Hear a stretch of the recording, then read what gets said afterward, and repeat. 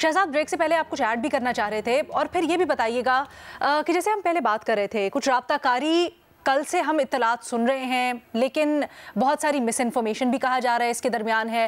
पहले कहा गया कि एंगेजमेंट हो रही है, फिर इसको बिल्कुल डिनाई कर दिया गया।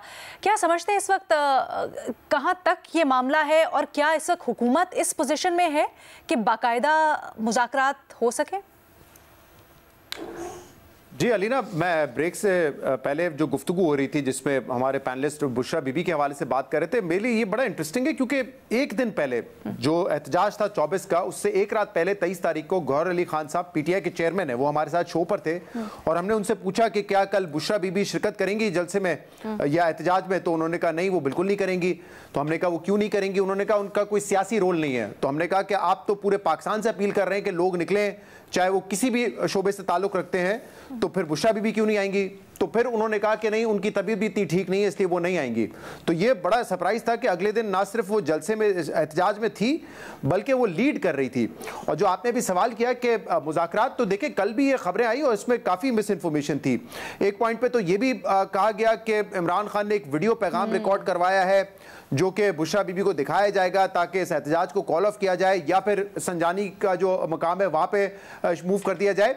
तो उस वक्त मेरी पाकिस्तान तहरीक इंसाफ के कुछ लोगों से बात हुई, उन्होंने कहा ऐसी तो कोई चीज़ नहीं है, एज ऑफ नाउ कोई ऐसी वीडियो नहीं है जो इमरान खान ने रिकॉर्ड की हो।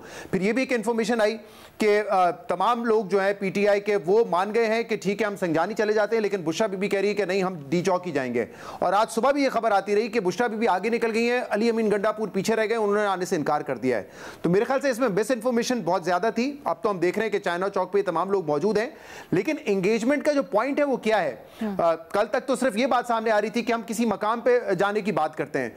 देखें, अब बिफोर इट्स टू लेट, जो इस वक्त बड़े इश्यूज हैं जिस पे हम रोज बात करते रहते हैं, चाहे वो 9 मई हो, 8 फरवरी हो, इसके हवाले से एक होलिस्टिक अप्रोच आपको अपनानी पड़ेगी। अब सिर्फ मुज़ाकरात अगर आप यहां तक रखेंगे कि देखिए कहां बैठना है कहां नहीं बैठना है, तो आप टाइम गेन कर रहे हैं और आप टाइम गेन करेंगे, उससे फायदा नहीं होगा। देखें, आज ये लोग अगर अपने मुतालबात पूरे किए बगैर चले जाते हैं, लेकिन जो आज इन्होंने स्ट्रेंथ शो की है, कहेंगे कि कल अगले महीने फिर हम आ जाएंगे, फिर अगले महीने आ जाएंगे, तो फैसला आपने ये करना है कि क्या आप इस मुल्क को ऐसे चला सकते हैं। यहाँ पे कुछ रियलिटीज़ हैं, एस्टैब्लिशमेंट रियलिटी है, नून लीग रियलिटी है, पीटीआई का मैंडेट रियलिटी है। तो अगर आप इन इश्यूज़ को अवॉइड करके कुछ सतही चीज़ों पे बात करना चाहेंगे तो मेरे ख्याल से उससे मुस्तकिल हल नहीं निकलेगा। आपको इन तमाम इश्यूज़ पे बैठ के वंस फॉर ऑल बात करनी पड़ेगी और वे आउट निकालना पड़ेगा। सुहेल वड़ाइच साहब, आप क्या देखते हैं कि ये जो एंगेजमेंट राब्ताकारी है, ये क्या किस मरहले पे हो सकती है? कि अभी भी कोई गुंजाइश बची है या फिर अब हुकूमत ताकत का इस्तेमाल करे, या ज़्यादा कभी इम्कान है? मेरा ख्याल है कि असल लड़ाई मैं काफ़ी अरसे से कह रहा हूँ कि पोजीशन ऑफ स्ट्रेंथ की है कि बारगेनिंग उस वक्त होगी जब एक फरीक कमज़ोर हो जाएगा। पीटीआई ये समझती है कि हम इस वक्त स्ट्रॉन्गेस्ट पोजीशन पे है, हमने दबा दिया है। एस्टेब्लिशमेंट इस वक्त तो बिल्कुल मुज़ाकरात नहीं करेगी और उस वक्त मुज़ाकरात करेगी जब वो पोजीशन ऑफ स्ट्रेंथ पे होगी। बदकिस्मती यही है कि हम तो पहले दिन से मेरा तो मौक़िफ़ 2 साल से यह है कि और कोई हल नहीं बुहरान का सिवाय मसालियत के, सिवाय एक दूसरे के साथ बैठने के, लचक के। एक दूसरे को देखो ना, आप फौज को मुल्क से निकाल सकते हैं ना आप पीटीआई को निकाल सकते हैं। तो फिर अगर मुल्क के अंदर ही रहना है और मुल्क को आगे चलाना भी है, पॉलिटिकल स्टेबिलिटी भी चाहिए, इकोनॉमिक स्टेबिलिटी भी चाहिए, तो एक दूसरे को तस्लीम करना होगा। नहीं तो फिर लड़ते लड़ते मर जाएंगे, कुछ उसकी दुम जाएगी, उसकी चोंच जाएगी।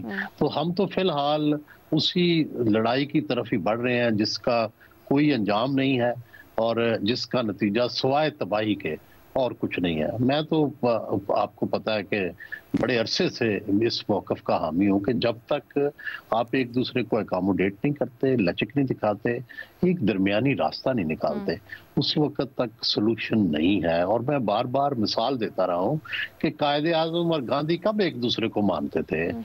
गांधी जो है वो अंग्रेज़ों को कब मानते थे, लेकिन बैठे ना कायदे आज़म को वो मिला जो वो चाहते थे, बकौल उनके मुझे ट्रंकेटेड पाकिस्तान मिला, कटा पिटा पाकिस्तान। गांधी जो थे वो चाहते थे कि पूरा हिंदुस्तान कांग्रेस को मिले, उनको नहीं मिला।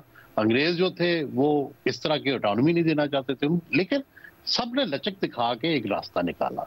तो जब तक लचक नहीं होगी, एक रास्ता नहीं निकलेगा, उस वक्त तक मुल्क के हालात ठीक होने का इम्कान नहीं।